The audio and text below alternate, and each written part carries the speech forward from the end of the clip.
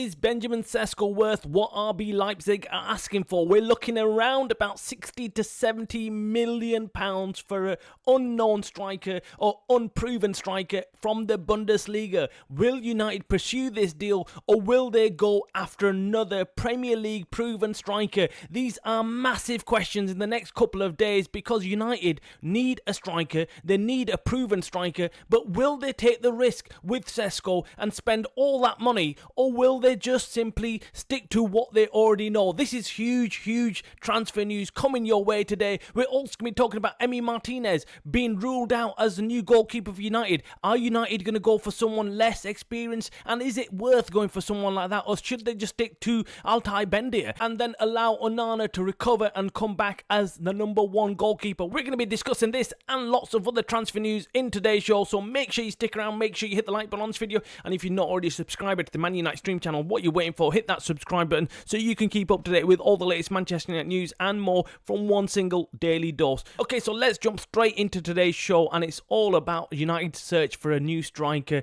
We've been talking all week about which striker United will be going for, who they're looking at, and which striker suits Amorim's system, because that is very important. Now, the name that everyone is mentioning is Benjamin Sesko, the striker for RB Leipzig. Brilliant striker, young striker, got lots of potential, tall, strong, has the right attributes to play in the Premier League. But has he got the goal scoring record that we want? Maybe not. If you make a direct comparison with other strikers that United are looking at, he isn't anything exceptional. We're looking at strikers like Nicholas Jackson.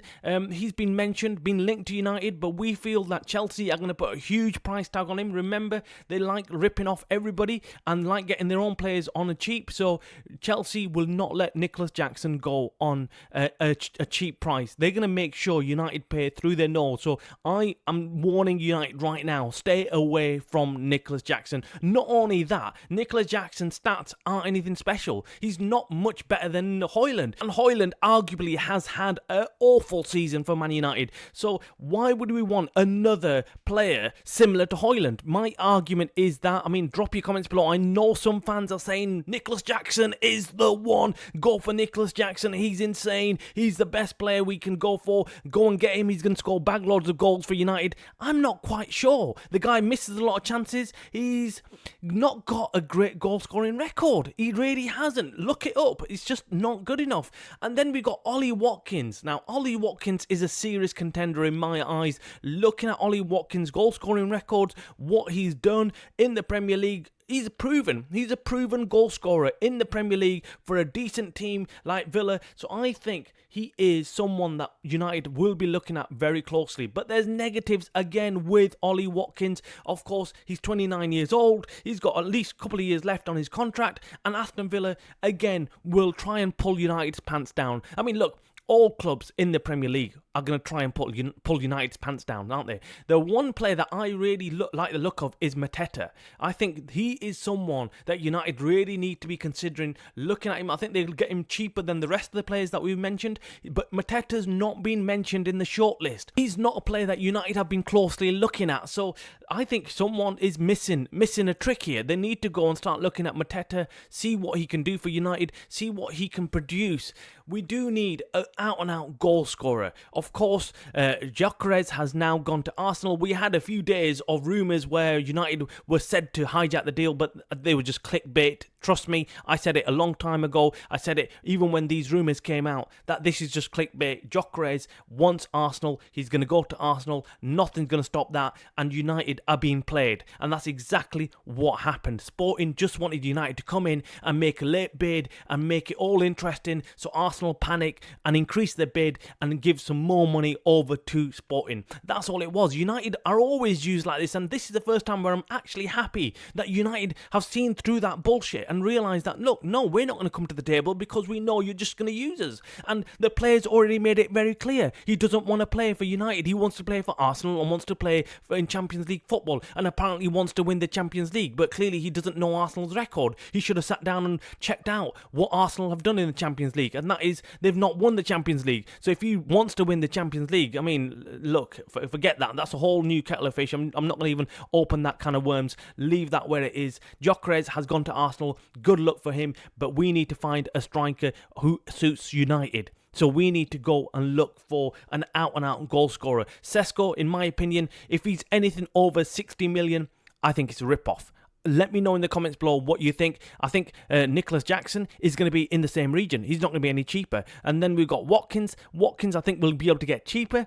But how long? How long are we going to have him for? And the other problem is that his salary, again, is not going to be anything less. So, for me, I would rather go for somebody like Watkins, personally. If we can get him on loan, it would be ideal. Or someone like Mateta. Drop your comments below on who you think we should be going after, because this is a massive debate going on across the whole of Man United fan base. Who should we be going for as a striker? There's lots of different opinions, and everyone's right. Everyone has an opinion. Every fan out there should have an opinion on who we should be going for. Now, United last night went off to the States on their pre-season tour. We saw all the pictures, all the videos of Buemo and Kuna and all the rest going off to the States, and this is great news. I mean, at least Ruben Amorim's got 2 players that he can work with, 2 key players that he can start working with. It would have been ideal if he had 1-2 more players in the midfield as a striker, and they could have really gelled together.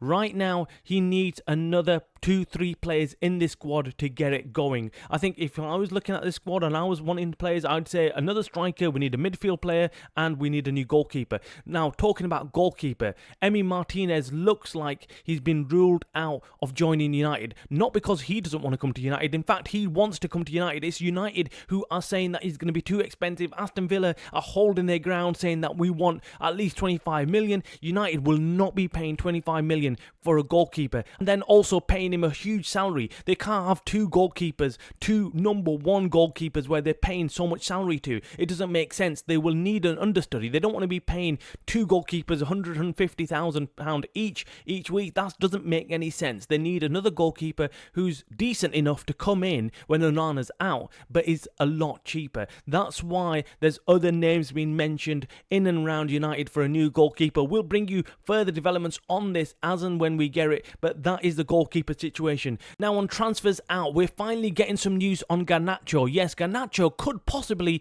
be looking at a move to Tottenham Hotspur. Who would have thought this? I mean, this is crazy.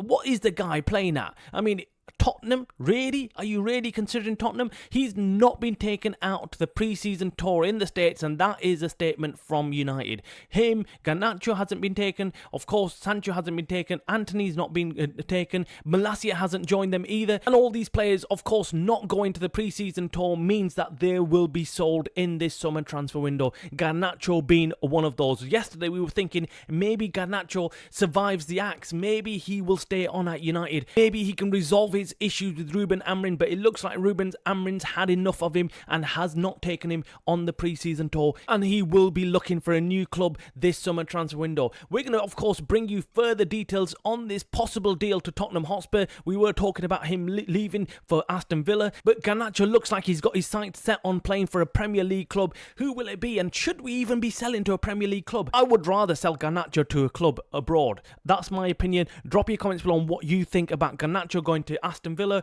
or Tottenham Hotspur. Who would you prefer and why? That is it for today's show, guys. Make sure you hit the like button on this video. Make sure you subscribe. You're watching the Man United Stream channel by the fans for the fans.